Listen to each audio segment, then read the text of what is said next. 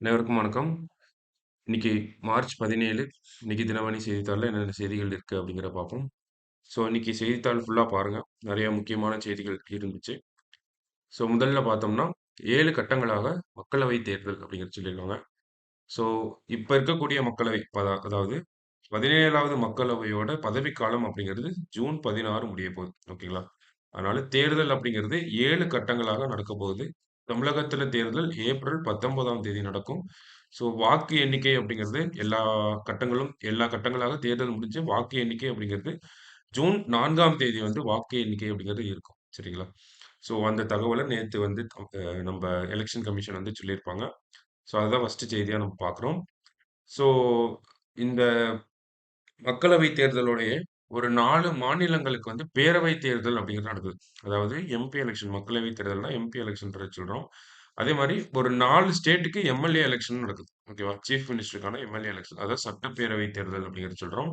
அது என்னென்ன மாநிலங்கள் அப்படின்னு பார்த்தோம்னா, ஃபர்ஸ்ட்டு அருணாச்சல் பிரதேஷ், அப்புறம் ஆந்திர பிரதேஷ், அடுத்தது ஒடிசா, கடைசியா சிக்கிம். இந்த 4 ஸ்டேட்டுக்கும் எம்எல்ஏ எலக்ஷனும் நடக்கப்போகுது, எம்பி எலக்ஷனும் நடக்கப்போகுது. சரிங்களா? ஸோ அதையும் ஒரு தகவலா நமக்கு குடுத்துருக்காங்க. ஸோ எந்தெந்த மாநிலங்கள்ல எத்தன கட்டங்களா தேர்தல் நடக்குது அப்படிங்கிறத குடுத்துருந்தாங்க. அதிகபட்சமா பார்த்தோம்னா 7 கட்டங்களாக உத்தரப்பிரதேஷ், பீகார், மேற்கு வங்கம். இங்கெல்லாம் வந்து 7 கட்டங்களாக தேர்தல் நடக்கப் போகுது அப்படிங்கிறத சொல்லியிருந்தாங்க. ஏன்னா, உத்தரப்பிரதேசன்னு பார்த்தோம்னா நமக்கு 80 தொகுதிகள் இருக்கு. 42 தொகுதிகள் எங்கன்னா மேற்கு வங்கம், பீகார்ல 40 தொகுதிகள். ஓகேவா? ஸோ அதனால தான் இங்க 7 கட்டங்களா தேர்தல் வந்து பிரிச்சு பிரிச்சு நடத்துறாங்க. ஸோ முதல் செய்தியில இதெல்லாம் நம்ம பார்த்திருக்கோம். சரிங்களா? ஸோ அடுத்தது தமிழகம் சார்ந்து ஒரு முக்கியமான செய்தி வந்திருக்கு. என்ன செய்தி அப்படின்றத பார்ப்போம். ஸோ இந்த இடத்துல குடுத்திருக்காங்க. என்ன செய்தி அப்படின்னா, அடுத்த ஆண்டு ஜூனில் சென்னையில் உலகத் தமிழ்ச் செம்மொழி மாநாடு அப்படிங்கிறத சொல்லியிருக்காங்க. ஓகேங்களா? ஃபர்ஸ்ட் செய்தி என்ன அப்படிங்கிறத பார்ப்போம். நம் உயிருக்கு இணையான தமிழுக்கு மேலும் சிறப்பு சேர்க்கும் வகையில் 2வது உலகத் தமிழ்ச் செம்மொழி மாநாடு சென்னையில் அடுத்த ஆண்டு ஜூனில் நடைபெறும் அப்படிங்கிற தகவல முதலமைச்சர் அவர்கள் வந்து தெரிவிச்சிருக்காங்க. ஓகேங்களா? ஸோ அப்ப 2வது உலகத் தமிழ் மாநாடு அப்படிங்கிறது உலகத் தமிழ் செம்மொழி மாநாடு. ஓகேங்களா? வேர்ல்டு தமிழ் கிளாசிக்கல் கான்ஃபரன்ஸ் அப்படிங்கிறது சொல்றோம். ஸோ செம்மொழி மாநாடு எப்ப நடக்கப் போகுது? அடுத்த வருஷம் ஜூன்ல நடக்கப் போகுது. 2025ல. இப்போ முதல் முறையா நடந்திருக்கும். எப்போ அப்படின்னு பார்த்தோம்னா, 1வது உலகத் தமிழ்ச் செம்மொழி மாநாடு கோவையில் 2010ஆம் ஆண்டு நடைபெற்றது அப்படிங்கிறது சொல்லியிருக்காங்க. ஸோ இது 2மே முக்கியம் நமக்கு எக்ஸாம் பாயிண்ட் ஆஃப் வியூல. முதல் மாநாடு முதல் உலகத் தமிழ்ச் செம்மொழி மாநாடு அப்படிங்கிறது 2010 கோவையில. 2வது உலகத் தமிழ்ச் செம்மொழி மாநாடு அப்படிங்கிறது 2025ல அடுத்த வருஷம் ஜூன் மாசம் நடக்கப்போகுது சென்னையில. ஓகேங்களா? ஸோ நம்ப இத பொறுத்தவரைக்கும், இங்க செம்மொழி அப்படிங்கிற ஒரு வார்த்தைய குடுத்திருக்காங்க. ஸோ, அப்ப இந்தியாவுல என்னென்ன செம்மொழிகள் இருக்கு? அந்த அந்தஸ்த யாரு குடுக்குறாங்க? அந்த அந்தஸ்து அப்படிங்கிறது எந்த ஒரு அடிப்படையில குடுக்கப்படுது? அந்த மாரியான விஷயங்களையும் பார்த்துருவோம். ஃபர்ஸ்ட்டு இந்த செம்மொழி அந்தஸ்து வாங்கணும் அப்படின்னா, ஒரு மொழியில என்ன மாரியான விஷயங்கள்லாம் இருக்கணும்னா, அந்த மொழியானது 1500லிருந்து 2000 ஆண்டுகள் கிட்டத்தட்ட பழமையான மொழியா இருக்கணும். ஓகேவா? ஸோ என்ன சொல்றாங்க? இங்கிலீஷ்ல என்ன சொல்றாங்கன்னா, high antiquity of the language அப்படிங்கிறத சொல்றாங்க. ஆன்டிக்விட்டி அப்படின்னா பழமை அப்படிங்கிறத சொல்றோம். ஓகேங்களா? ஸோ 1500லிருந்து 2000 ஆண்டுகள் கிட்ட பழமையாக இருக்கணும் அப்படிங்கிறத சொல்றாங்க. அடுத்தது இலக்கியம். அதாவது பழங்கால இலக்கியம் மற்றும் நூல்கள். இதெல்லாம் ரொம்ப பாரம்பரியமா பார்த்துக்கிட்டே வரணும் அப்படிங்கிறத சொல்றாங்க. ஸோ அது என்ன சொல்றாங்க? இங்கிலீஷ்ல என்ன சொல்றாங்கன்னா, அந்த ஏன்ஷியன்ட் லிட்டரேச்சர் அப்படிங்கிறத ஒரு ஹெரிடேஜா போற்றி வச்சிருக்கணும் அப்படிங்கிறத சொல்றாங்க. ஸோ முதல்ல என்ன சொல்றாங்க? அந்த மொழி மிகவும் பழமை வாய்ந்த மொழியாக இருக்கணும். 1500 முதல் 2000 ஆண்டுகள் பழமை வாய்ந்த மொழியாக இருக்கணும். அதனுடைய அந்த ஏன்ஷியன்ட் லிட்டரேச்சர் அந்த இலக்கியங்கள ரொம்ப போற்றி பராமரிச்சிருக்கணும் அப்படிங்கிறத சொல்றாங்க. அடுத்தது பார்த்தோம்னா, ஒரு அசல் இலக்கிய பாரம்பரியம். அதாவது ஒரு மொழியிலிருந்து நம்ப இலக்கியங்கள் அப்படிங்கிறது ரொம்ப ஒரிஜினலா இருக்கணும். அதனுடைய உருவாக்கமா இருக்கணும். மற்ற மொழிகள்ல இருந்து அதிகப்படியா கடன் வாங்கியிருக்க கூடாது. அப்படிங்கிற ஒரு விஷயத்த சொல்றாங்க. ஸோ, ஒரிஜினல் லிட்டரரி ட்ரெடிஷன் அப்படிங்கிறத இங்கிலீஷ்ல சொல்லுவாங்க. ஓகேங்களா? So, original literary tradition. அடுத்தது கடைசியா, அந்த செம்மொழியா இருக்கக்கூடிய மொழிக்கும், தற்போது இருக்கக்கூடிய வடிவத்துக்கும் நெறைய வேற்றுமைகள் இருக்கலாம். டிஃபரன்ஸஸ் இருக்கலாம். ஓகேங்களா? ஒரிஜினலா தமிழ் மொழி ஒரு ஒரு மாதிரி இருந்திருக்கும். அந்த ஒரு பழங்காலங்கள்ல வேற மாதிரி பேசியிருப்பாங்க. அதற்கும் இப்பைக்கும் வந்து நெறையா மாற்றங்கள் அப்படிங்கிறது இருக்கு இல்லையா? அதுதான் சொல்றாங்க. அந்த டிஸ்டிங்ஷன் அததான் சொல்றாங்க. ஓகேவா? ஸோ இந்த மாதிரி ஒரு 4 கிரைட்டீரியாஸ் இருக்கு அப்படிங்கிறத சொல்றாங்க. 1500 முதல் 2000 ஆண்டுகள் வரை மிக பழமையான மொழியாக இருக்கணும். ஆன்டிக்விட்டியா இருக்கணும். இந்த இலக்கியம் மற்றும் நூல்களோட பராமரிப்பு பாரம்பரியமா இருக்கணும் அப்படிங்கிறத சொல்றாங்க. ஏன்ஷியன்ட் லிட்டரேச்சர வேல்யூபிள் ஹெரிடேஜா நம்ம வச்சிருக்கணும். பராமரிச்சிருக்கணும். அது ஒரு வந்து ஒரு பாரம்பரியமாக இருந்திருக்கணும் அப்படிங்கிறத சொல்றாங்க. அடுத்தது அசல் இலக்கிய பாரம்பரியம் இருக்கணும். ஒரிஜினல் லிட்டரரி ட்ரெடிஷன் அப்படிங்கிறது இருக்கணும். கடைசியா பார்த்தோம்னா, இந்த பழங்காலத்துல பேசப்பட்டதுக்கும், இப்பக்கும் நெறைய வேற்றுமைகள் இருக்கலாம். அப்படிங்கிறதையும் சொல்றாங்க. ஸோ, அப்ப இந்த யாரு சொல்றாங்க அப்படின்னா, 2014ல லோக்சபா ராஜ்யசபால நடந்த ஒரு விவாதத்துல, அப்போதைய இருந்த அமைச்சர் வந்து சொல்றாங்க. ஸோ, இதுதான் அந்த 4 கிரைட்டீரியா அக்செப்டட் கிரைட்டீரியான்னு எடுத்து பார்த்தோம்னா, இததான் சொல்றாங்க. ஓகேங்களா? ஸோ, அடுத்தது ஒரு செம்மொழி அந்தஸ்து அப்படிங்கிறத நம்ம படிச்சிருப்போம். ஸ்கூல் புக்லயே இருக்கு. இத யார் குடுக்குறாங்கன்னா, இந்திய அரசாங்கம் குடுக்குறாங்க அப்படிங்கிறத நம்ம படிச்சிருப்போம். இந்திய அரசாங்கத்தில எந்த அமைச்சகம் குடுக்குறாங்க அப்படிங்கிறதையும் நம்ம தெரிஞ்சுப்போம். கலாச்சார அமைச்சகம், மினிஸ்ட்ரி ஆஃப் கல்ச்சர் ஓகேங்களா? அவங்க தான் வந்து நமக்கு இந்த செம்மொழிக்கான அந்தஸ்து அப்படிங்கிறத குடுக்குறாங்க. Culture ministry. இப்போ முதல்ல எப்போ நமக்கு அந்த செம்மொழி அப்படிங்கிறது இந்தியாவுக்குள்ள வருது? ஓகேங்களா? இந்தியாவுல நமக்கு 22 அங்கீகரிக்கப்பட்ட மொழிகள் சொல்றோம். 8வது அட்டவணையில மொழிகள்லாம் இருக்குது அப்படிங்கிறது சொல்றோம். பல்வேறு மொழிகள் பேசப்படுதுங்கிறதையும் சொல்றோம். முதல்ல செம்மொழி அந்தஸ்து வாங்குன மொழி எது? அப்படிங்கிறத பார்த்தோம்னா, கலாச்சார அமைச்சகம் 2004ல தமிழ் மொழிக்கு தான் முதல்ல அந்த செம்மொழிக்கான அந்தஸ்து அப்படிங்கிறத முதல்ல வழங்கப்பட்ட மொழி தமிழ் மொழி தான். ஓகேங்களா? அதுக்கு அடுத்தது தான் சமஸ்கிருதம். சான்ஸ்கிரிட் அப்படிங்கிறது 2005ல வருது. ஓகேவா? சான்ஸ்கிரிட் 2005.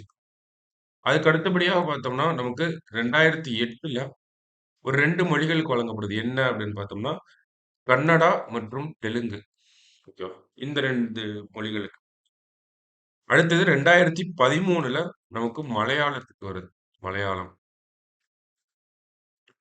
கடைசியா பார்த்தோம்னா, 2014ல தான் கடைசி செம்மொழி அறிவிக்கப்பட்டிருக்கு. எப்போ அப்படின்னு பார்த்தோம்னா, 2014 என்ன மொழி அப்படின்னு பார்த்தோம்னா, ஒடியா. ஓகேங்களா? இப்ப இந்தியாவுல மொத்தம் இந்த செம்மொழிகள் அப்படின்னு பார்த்துக்கிட்டோம்னா, மொத்தம் 6 மொழிகள் இருக்கு.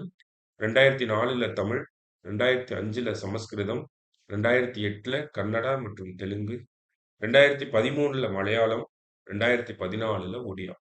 ஸோ இதெல்லாம் தான் இந்தியாவ பொறுத்தவரைக்கும் செம்மொழிகளாக அங்கீகரிக்கப்பட்டிருக்கு. சரிங்களா? அதனால தான் நம்ம முன்னாடிலாம் உலகத் தமிழ் மாநாடுங்கிறது, இப்போ என்னன்னு சொல்றோம்? உலகத் தமிழ் செம்மொழி மாநாடு அப்படிங்கிறத சொல்றோம். ஸோ செம்மொழி அப்படிங்கிற வார்த்தை, செம்மொழி மாநாடு, அதை சார்ந்த விஷயங்கள் எக்ஸாம் பாயிண்ட் ஆஃப் வியூல என்னெல்லாம் கேட்பாங்க அப்படிங்கிறத பார்த்துருக்கோம்.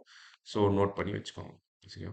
ஸோ அடுத்த கட்டமான செய்திகளுக்கு போனோம்னா, நமக்கு இந்த தேர்தல் நடத்தை விதிகள் அப்படிங்கிறது இன்னையிலிருந்து அமலுக்கு வருது. சாரி அனௌன்ஸ் பண்ணோனே அமலுக்கு வருது அப்படிங்கிறத சொல்லியிருப்பாங்க. அதனால நமக்கு புதிய திட்டங்கள்லாம் எதுவும் இருக்காது இனிமேல். செய்தித்தாள்ல இன்னும் அ குறைவான செய்திகள் தான் இதுக்கப்புறம் எதிர்பார்க்க முடியும் நம்ப. எலக்ஷன் முடியிற வரைக்கும். ஸோ அந்த வகையில பார்க்குறப்ப, இங்க ஒரு முக்கியமான செய்தி இருந்துச்சு. என்ன அப்படின்னு பார்த்தோம்னா, இந்த டோட்டலைசர் அப்படிங்கிற ஒரு விஷயம் சொல்லுவாங்க. ஸோ என்ன சொல்லியிருக்காங்க அப்படின்னா, வாக்குப்பதிவு இயந்திரங்களை ஒருங்கிணைத்து எண்ணும் தொழில்நுட்பம் பயன்பாட்டுக்கு கொண்டு வர காலம் தேவை அப்படிங்கிறத தலைமை தேர்தல் ஆணையர் அவர்கள் சொல்லியிருப்பாங்க. அது என்ன டெக்னாலஜி, என்ன ஏது அப்படிங்கிறத பார்ப்போம். தேர்தலில் பல்வேறு பகுதிகளில் பதிவான வாக்குகள் குறித்த தகவல் வெளியே தெரியாமல் இருக்கும் விதமாக மின்னணு வாக்குப்பதிவு இயந்திரங்களில் பதிவான வாக்குகளை ஒருங்கிணைத்து எண்ணும் தொழில்நுட்பம் தயாராக இருப்பதாக தேர்தல் ஆணையர் கூறியுள்ளார். சோ என்ன சொல்றாங்க? பல்வேறு பகுதிகள்ல பல்வேறு பகுதிகள்ல பதிவான வாக்குகள், அந்த தகவல்கள்லாம் வெளியே தெரியாம இருக்கிறதுக்காக என்ன பண்றாங்க? இன்டகிரேட்டடா ஒரே ஒரு இன்டகிரேட் பண்ணி அந்த வாக்குகள எண்ணலாம் அப்படிங்கிறத சொல்றாங்க. அதுக்கு ஒரு தொழில்நுட்பம் இருக்கு. அந்த தொழில்நுட்பம் பேர் டோட்டலைசர் அப்படிங்கிறத சொல்றாங்க. ஓகேவா? ஸோ என்ன அப்படின்னு பார்த்தோம்னா, தற்போதைய நடைமுறை என்ன அப்படிங்கிறத பார்த்தோம்னா, தற்போதைய மின்னணு வாக்குப்பதிவு இயந்திரங்களில் வாக்காளர்கள் செலுத்தும் வாக்குகள் வாக்கு மையங்கள் வாரியாக எண்ணப்படுகின்றன. ஸோ நம்ம இப்போ வோட் பண்றோம் அப்படின்னா, அது ஒவ்வொரு வாக்கு மையம் அந்த ஒரு போலிங் ஸ்டேஷன் பேசிஸ்ல தான், போலிங் பூத் பேசிஸ்ல தான் ஒவ்வொரு வாக்குச்சாவடியா தான் எண்ணிட்டு வராங்க. அந்த மின்னணு வாக்குப்பதிவு இயந்திரத்துல இருக்கக்கூடிய வாக்குகள வாக்குச்சாவடிகள் வாரியாக எண்ணிட்டு வர்றது ஒரு வழக்கமாக இருக்கிறது. இதனால் இயந்திரம் வாரியாக பதிவான வாக்குகள் குறித்த விவரம் வெளியில் தெரிய வரும் சூழல் நிலவுகிறது. இதனால என்ன ஆகுது அப்படின்னு பார்த்தோம்னா, இப்ப நமக்கு என்ன சொல்றாங்க, இப்போதைக்கு நம்ம ஓட்ட எப்படி எண்றோம்னா, ஒவ்வொரு வாக்குச்சாவடிகள்ல இருக்கக்கூடிய வாக் அ இயந்திரங்கள் வாரியாக தான் எண்ணிட்டு வராங்க. ஓகேவா? இதனால ஒவ்வொரு வாக்குச்சாவடியிலயும் எவ்வளவு ஓட்டு பதிவாயிருக்கு அப்படிங்கிறது தெரிய முடியும். இதையும் தாண்டி ஒவ்வொரு வாக்கு இயந்திரத்திலயும் எவ்வளவு வாக்குகள் பதிவாயிருக்கு அப்படிங்கிறது தெரிய முடியும். ஸோ, இதனால என்ன பண்ணலாம்னா, ஈஸியா டீகோட் பண்ணிடலாம். ஒரு ஒரு வாக்குச்சாவடி இருக்கு. அதுல ஒரு 100 குடும்பங்கள் இருக்காங்க அப்படின்னா, அந்த 100 குடும்பங்களுக்கு ஒரு வாக்கு அந்த இயந்திரம் அப்படிங்கிறத வச்சிருப்பாங்க. மின்னணு வாக்கு இயந்திரம் அப்படிங்கிறது. ஸோ, அந்த 100 பேரும் வோட் பண்ணதுக்கு அப்புறமா வாக்கு எண்ணிக்கையினப்போ, அந்த 100 பேர்ல எத்தன பேரு எந்த கட்சிக்கு அதிகப்படியா வாக்களிச்சிருக்காங்க, அப்படிங்கிற ஒரு விஷயத்த ஈஸியா டீகோட் பண்ணிற முடியும். இப்ப 100 பேருமே 100 பேர்ல ஒரு 60 பேரு எக்ஸ் அப்படிங்கிற கட்சிக்கு வாக்களிச்சிருக்காங்க அப்படின்னா, அந்த கட்சி அடுத்த தேர்தல்ல அந்த இடத்துல இன்னும் கூடுதலா செயல்பட ஆரம்பிக்கும். ஸோ, இதனால அவங்களுக்கு என்ன புரியுது? ஸோ, ஒரு ஒரு செட் ஆஃப் டேட்டா அப்படிங்கிறது இன்டைரக்ட்டா உங்க கைக்கு கிடைக்குது இல்லையா? ஸோ, அந்த மாரியான ஒரு அட்வான்டேஜ அரசியல் கட்சிகளுக்கு குடுக்கக்கூடாது. ஒரு லெவல் பிளேயிங் ஃபீல்ட் வேணும். ஓகேங்களா? சமமான ஒரு இடம் வேணும். ஓகேவா? ஸோ, அந்த வகையில என்ன பண்றாங்கன்னா, இந்த பிரச்சனைக்கு தீர்வு காண மின்னணு வாக்குப்பதிவு இயந்திரங்களை இணைத்து பதிவான வாக்குகளை எண்ணும் தொழில்நுட்பத்துக்கு டோட்டலைசர் என்று பெயர். அப்ப என்ன பண்றாங்க, மின்னணு வாக்குப்பதிவு இயந்திரங்கள் இப்ப ஒவ்வொரு வாக்குச்சாவடியில இருக்கக்கூடிய மின்னணு வாக்குப்பதிவு இயந்திரங்கள இன்டகிரேட் பண்றாங்க. ஒருங்கிணைச்சு, அத அப்படியே குமுலேட்டிவா கவுண்ட் பண்றாங்க. ஓகேவா? ஸோ அந்த ஒரு டெக்னாலஜி தான் என்னன்னு சொல்றாங்கன்னா, டோட்டலைசர் அப்படின்னு சொல்றாங்க. வாக்குப்பதிவு இயந்திரங்களை தயாரிக்கும் நிறுவனங்களான electronics corporation of India, Bharat electronics இந்த தொழில்நுட்பத்தை வடிவமைத்துள்ளன. இப்ப நமக்கு 2 விஷயம் இதுல தெரிஞ்சுக்கிறோம். இந்த தொழில்நுட்பத்த யாரு டிசைன் பண்ணியிருக்காங்க அப்படின்னு, இந்தியாவுல வாக்குப்பதிவு இயந்திரங்கள யார் பண்றாங்கன்றதையும் நம்ம இந்த இடத்துல தெரிஞ்சுக்கிறோம். Electronics corporation of India, Bharat electronics இவங்க 2 பேரும் தான் இந்த ஒரு தொழில்நுட்பத்தையும் பண்ணியிருக்காங்க. வாக்குப்பதிவு இயந்திரங்களையும் இவங்க தான் வந்து பண்ணிட்டு இருக்காங்க. ஓகேங்களா? இந்த தொழில்நுட்பத்தை வடிவமைத்துள்ளன அப்படிங்கிறத சொல்றாங்க. இந்த முறையில் 14 வாக்குப்பதிவு இயந்திரங்களை ஒருங்கிணைத்து, அவற்றில் பதிவான வாக்குகளை எண்ண முடியும்.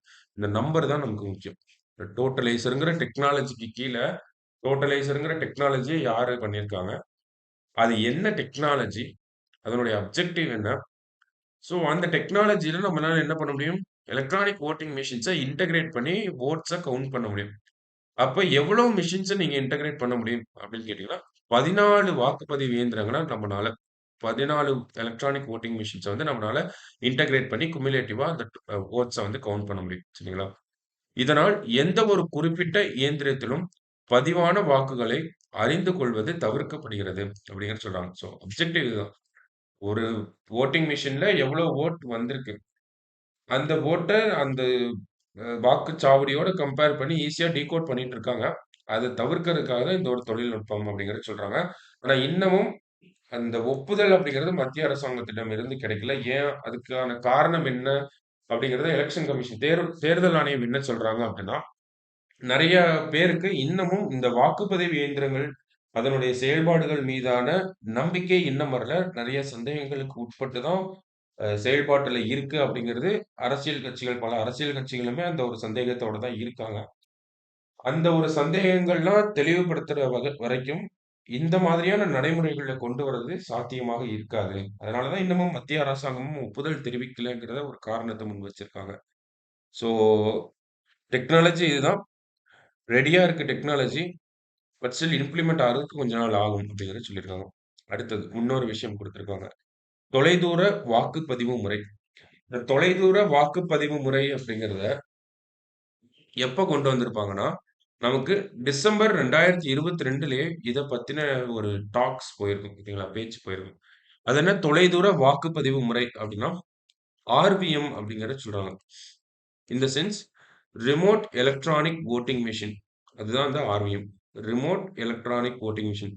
அது என்ன? இது என்ன தொழில்நுட்பம்? எதுக்காக? யாருக்காக? அப்படிங்கிறத பார்த்தோம்னா, தேர்தலில் புலம்பெயர் தொழிலாளர்கள் தங்களது வாக்குகளை செலுத்தும் விதமாக பிளாக் செயின் தொழில்நுட்பம் அடிப்படையில் வாக்குகளை பதிவு செய்யும் முறைக்கான பணிகள் நடைபெற்று வருகின்றன. ஓகேவா? ஸோ, புலம்பெயர் தொழிலாளர்கள், மைக்ரண்ட் ஒர்க்கர்ஸ். உதாரணத்துக்கு பீகார்ல இருக்கிறவங்களோ, உத்தரப்பிரதேசல இருக்கவங்களோ, தமிழகத்துல வந்து வேலை செய்றாங்க. அவங்க ஒரு நாள் ஓட்டு போடணும் அப்படிங்கிறதுக்காக, தமிழகத்திலிருந்து கிளம்பி உத்தரப்பிரதேஷ் போய் ஓட்டு போட்டுட்டு, மறுபடியும் அங்கிருந்து கிளம்பி இங்க வரமாட்டாங்க. அதுக்கு ஓட்டு போடாம இந்த நாள லீவுன்னு என்ஜாய் பண்ணிப்பாங்க. ஸோ, அப்ப புலம்பெயர் வாக்காளர்கள்னால வாக்குப்பதிவு அப்படிங்கிறத பண்ண முடியல. அவங்களோட ஜனநாயக கடமை அப்படிங்கிறத அவங்கனால ஆற்ற முடியல. ஏன்னா, அதுக்கு பல்வேறு சிக்கல்கள் அப்படிங்கிறது இருக்கு. இந்த ஒரு சிக்கல்கள் அ அது தவிர்க்கணும் அப்படிங்கிறதுக்காக, தேர்தல் ஆணையம் டிசம்பர் 2022ல ஒரு ஒரு ஒரு திட்டத்த கொண்டு வராங்க. ஒரு ஐடியாவ கொண்டு வராங்க. என்ன ஐடியா அப்படின்றது தான், அதுதான் அந்த ரிமோட் எலக்ட்ரானிக் வோட்டிங் மிஷின். இந்த ரிமோட் எலக்ட்ரானிக் வோட்டிங் மிஷின் அப்படிங்கிறது, புலம்பெயர் தொழிலாளர்கள் அதிகமாக வசிக்கக்கூடிய பகுதிகள்ல ஒரு வாக்குச்சாவடிய வச்சு, அங்க இந்த ரிமோட் எலக்ட்ரானிக் வோட்டிங் மிஷின வைக்கிறதன் மூலியமாக, அவங்க எந்த தொகுதிக்கு அவங்களோட சொந்த தொகுதிக்கு, அவங்க இருக்கக்கூடிய இடத்துல இருந்தே வாக்களிக்கக்கூடிய ஒரு நடைமுறைய, ஒரு ஐடியாவ கொண்டு வந்திருக்காங்க. ஓகேவா? இப்போ ஒரு பகுதியில புலம்பெயர் தொழிலாளர்கள் அதிகமாக இருக்காங்க. அவங்க சொந்த ஊருக்கு போய் ஓட்டு போட முடியாது. வாக்களிக்க முடியாது. அதனால வாக்குச்சாவடிகள அவங்க இருக்க இடத்துக்கே நம்ம கொண்டு வரோம். கொண்டு வந்து அந்த ரிமோட் எலக்ட்ரானிக் வோட்டிங் மிஷின் மூலியமாக, ஓகேவா? அந்த ஆர்விஎம் மூலியமாக என்ன பண்றாங்க? அவங்க சொந்த தொகுதிக்கு அவங்க இருக்கிற இடத்துல இருந்தே வோட் பண்ண முடியும். ஓகேங்களா? அதுதான் அந்த ஒரு தொழில்நுட்பம். அந்த தொழில்நுட்பம் எதை நோக்கி எத வச்சு இயங்குது அப்படின்னு பார்த்தோம்னா, பிளாக் செயின் அப்படிங்கிற டெக்னாலஜி வச்சு. பிளாக் செயின் டெக்னாலஜி வச்சு தான் இத பண்றதுக்கு எலக்ஷன் கமிஷன் இந்த ஒரு டெக்னாலஜிய ரெடி பண்ணியிருந்தாங்க. ஓகேங்களா? Block chain. ஸோ வேற என்ன சொல்றாங்க அப்படிங்கிறதையும் பார்ப்போம். புலம்பெயர் தொழிலாளர்கள் தாங்கள் வசிக்கும் இடத்திலிருந்தே தங்கள் வாக்குகளை செலுத்தும் வாக்குப்பதிவு இயந்திரத்தை தயாரித்துள்ளோம். ஸோ டெக்னாலஜி எல்லாமே ரெடி. ஓகேங்களா? பைலட் ப்ராஜெக்ட் பண்றதுக்கான அப்ரூவல்க்காக தான் வெயிட் பண்ணிட்டு இருக்காங்க. இந்த இயந்திரத்தின் மூலம் 72 பேரவை தொகுதிகளுக்கு வாக்களிக்க முடியும். ஸோ ஒரு மிஷின வச்சு உதாரணத்துக்கு ஒரு பகுதியில உத்தரப்பிரதேசத்த சேர்ந்தவங்க அதிகமா இருக்காங்க அப்படிங்கிறத நம்ம கணிக்கிறோம் அப்படின்னா, உத்தரப்பிரதேசத்திலேயே மொத்தம் 80 தொகுதிகள் இருக்கு. ஓகேவா? அதுல 72 தொகுதிகள இந்த ஒரு மிஷின்லயே வச்சிரலாம். அங்க இருக்கவங்கள எல்லாம் கூப்பிட்டு ஓட் பண்ணுங்கப்பா அப்படின்றத சொல்லிடலாம். இல்ல பீகார், வெஸ்ட் பெங்கால் அப்படின்னு பார்த்தோம்னா, அங்க 2யும் சேர்த்து 82 தொகுதிகள் இருக்கு.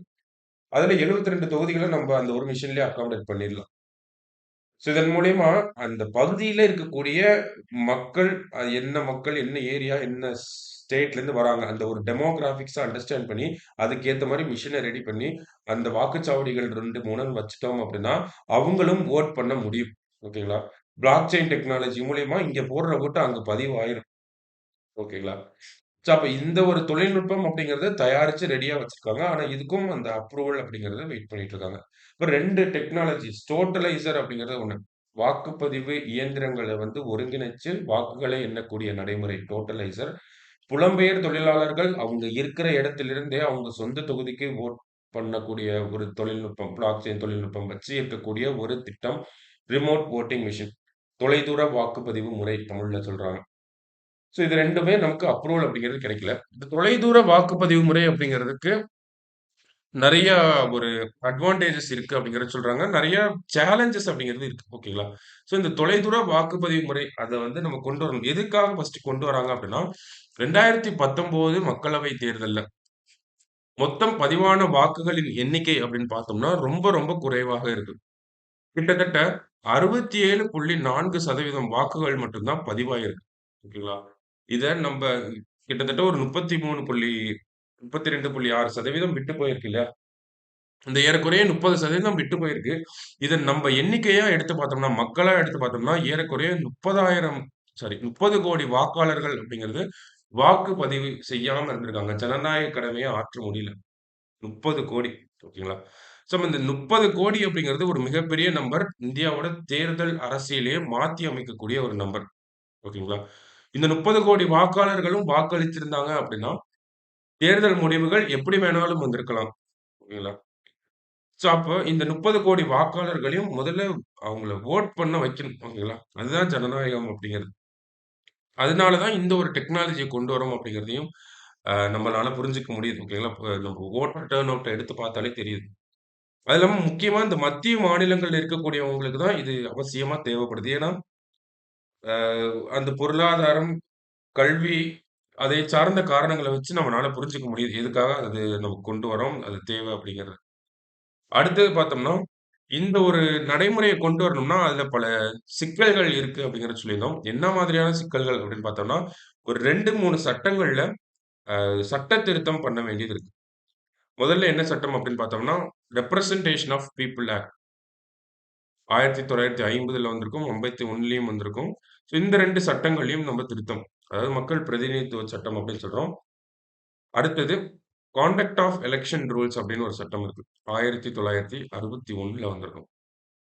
கான்டக்ட் ஆஃப் எலக்ஷன் ரூல்ஸ் 1961 தேர்தல் நடத்தை சட்டம் அப்படிங்கிறத சொல்லுவாங்க. தமிழ்ல எக்ஸாக்ட்டா தமிழ் டிரான்ஸ்லேஷன் தெரியல. அத ஒருக்கா பார்த்துங்க. இயர வச்சு நீங்க சட்டத்த தேடிக்கலாம். கான்டக்ட் ஆஃப் எலக்ஷன் ரூல்ஸ் 1961ல வந்திருக்கும். ஸ்கூல் புக்ல கூட இந்த சட்டத்த பத்தி சொல்லியிருப்பாங்க. ஸோ அந்த சட்டத்துல ஒரு திருத்தம் கொண்டு வரணும். ஓகேங்களா? எதுலலாம் திருத்தம் கொண்டு வராங்க அப்படிங்கிறத பார்ப்போம். ஃபர்ஸ்ட்டு மக்கள் பிரதிநிதித்துவ சட்டம் 1950, 51. அடுத்தது கான்டக்ட் ஆஃப் எலக்ஷன் ரூல்ஸ் 1961. இன்னொரு சட்டமும் இருக்கு. Registration of electors. அந்த வாக்காளர்கள் பதிவுச் சட்டம் அப்படிங்கிறது இருக்கு. ரிஜிஸ்ட்ரேஷன் ஆஃப் எலக்டர்ஸ் 1960 அப்படின்னு சொல்றாங்க. இந்த சட்டத்திலயும் ஒரு திருத்தம் அப்படிங்கிறத கொண்டு வரணும். குறிப்பா இந்த 3 சட்டங்கள்ல திருத்தம் பண்றதன் மூலியமாக தான், ஒரு வாக்காளர் அவரோட தொகுதியில இல்லாமயே வாக்களிக்கிறதுக்கான நடைமுறைய நம்மனால கொண்டு வர முடியும். அதுக்காக தான் இந்த ஒரு திருத்தம் அப்படிங்கிறது தேவைப்படுது. ஓகேங்களா? Representation of people act 1951, conduct of election rules 1961, registration of electors 1960. இந்த சட்டங்கள திருத்துறதன் மூலியமா தான் ஒரு புலம்பெயர் தொழிலாளர், அவர் இருக்கக்கூடிய இடத்துல இருந்தே அவரோட சொந்த தொகுதிக்கு வாக்களிக்க முடியும். அதுக்காக தான் இந்த திருத்தங்கள். இன்னொரு சேலஞ்சஸ் அப்படின்றத பார்த்தோம். இது வந்து லீகல் சேலஞ்சா இருக்கு நமக்கு. ஓகேங்களா? சட்டம் சார்ந்த ஒரு சிக்கல்களா இருக்கு. நடைமுறை சிக்கல்கள் இன்னொரு முக்கியமான சிக்கல் என்னவா இருக்கு அப்படின்னு பார்த்தோம்னா, நமக்கு புலம்பெயர் தொழிலாளர்கள் அப்படிங்கிறத சொல்றோம். ஓகேங்களா? மைக்ரண்ட் வொர்க்கர்ஸ் அப்படிங்கிற டெர்ம அடிக்கடி யூஸ் பண்றோம். ஆனா யார் இந்த மைக்ரண்ட் வொர்க்கர்ஸ்? அதுக்கான டெஃபனிஷன் என்ன? அப்படிங்கிறத இன்னும் நம்மனால குடுக்க முடியல. இன்னும் இந்தியால அஃபிஷியலா இந்த மைக்ரண்ட் வொர்க்கர்ஸ் அப்படிங்கிறத நம்ம டிஃபைன் பண்ண முடியல. தேர்தல் ஆணையம் தேர்தல வச்சு இந்த வாக்கு அந்த ஒரு அடிப்படையில புலம்பெயர் தொழிலாளர்கள எப்படி டிஃபைன் பண்ண போறாங்க? அதுல தான் ஒரு பெரிய குழப்பமும் இருக்கும். தெளிவும் அதுல தான் கிடைக்கும். ஓகேங்களா? ஸோ அது வந்து போத் சைடு ஷார்ப்பான நைஃப் அப்படின்னு நம்ம சொல்லுவாங்கல்ல. அந்த மாரி. அந்த ஒரு மைக்ரண்ட் வொர்க்கருக்கான விளக்கம் அப்படிங்கிறதே தேவைப்படுது. அந்த வார்த்தைக்கான விளக்கம். டெஃபனிஷன சொல்லிட்டு தான் ஒரு சட்டத்த ஆரம்பிப்பாங்க. ஸோ அந்த ஒரு சிக்கல்களும் இருக்கு. ஸோ இந்த 2 டெக்னாலஜிங்கிறத நம்ம இந்த இடத்துல பார்த்தோம் இல்லையா? இது எல்லாமே எவால்விங் டெக்னாலஜிஸ் ஓகேவா? உடனே நடைமுறைக்கு வராது. அடுத்த மக்களவை தேர்தல்லயோ, இல்ல அதுக்கு அடுத்த மக்களவை தேர்தல்லயோ நடைமுறைக்கு வர்றதுக்கு நெறைய வாய்ப்புகள் இருக்கு. அதுக்கு முன்னாடியே இது மாநிலங்கள்ல அத வந்து எக்ஸ்பெரிமென்ட் பண்ணி பார்ப்பாங்க. So totaliser, remote electronic voting machine. தொலைதூர வாக்குப்பதிவு முறை அப்படிங்கிறது ரொம்ப முக்கியமான விஷயங்கள். ஆ நல்லா பார்த்து வச்சுக்கோங்க. சரிங்களா? ஸோ அடுத்தது மத்தபடி பார்த்தோம்னா, இன்னைக்கு வேற எதுவும் செய்திகள் இல்ல. ஸோ முக்கியமா 2 செய்திகள் இருந்துச்சு. என்னென்ன செய்திகள் அப்படின்னு பார்த்தோம்னா, நமக்கு ஆ செம்மொழி மாநாடு, உலகத் தமிழ் செம்மொழி மாநாடு அப்படிங்கிறது. அடுத்தது தேர்தல் ஆணையத்தோட சில முக்கியமான தொழில்நுட்பங்கள் அப்படிங்கிறத பார்த்துருக்கோம். ஸோ மீண்டும் நாளை செய்தித்தாள் வாசிப்புல சந்திக்கலாம். நன்றி.